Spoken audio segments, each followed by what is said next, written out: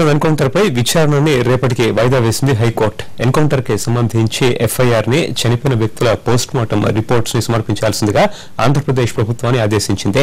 ఇవాళ విచారణ సందర్భంగా ఎన్కౌంటర్ లో మృతి చెందిన శశికుమార్ భార్య మునియమ్మాళ్ హైకోర్టులో హాజరయ్యారు.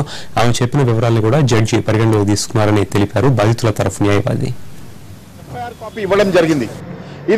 ఇది మొట్టమొదటి హక్కుల సంఘాలే కావచ్చు, బాధితులే కావచ్చు, ఇది మొట్టమొదటి విజయంగా మేము భావిస్తున్నాం. ఎందుకంటే అనేక సంవత్సరాల నుంచి ఎన్కౌంటర్లలో చనిపోయినటువంటి వ్యక్తుల మీద కేసులు నమోదు చేస్తున్నారు, కానీ ఏవైతే పోలీసులు కాల్పులు చేసినటువంటి వ్యక్తుల మీద కేసు నమోదు చేయడమో నేరుగా 302 కింద బాధితురాలు ఇచ్చినటువంటి కంప్లైంట్ మీద నమోదు చేయడం ఇది మొట్టమొదటి కేసుగా మేము చాలా స్పష్టంగా చూస్తున్నాము. అదేవిధంగా తను ఈరోజు ప్రధానంగా ఒక పిటిషన్ న్యాయమూర్తి గారికి ఇచ్చింది.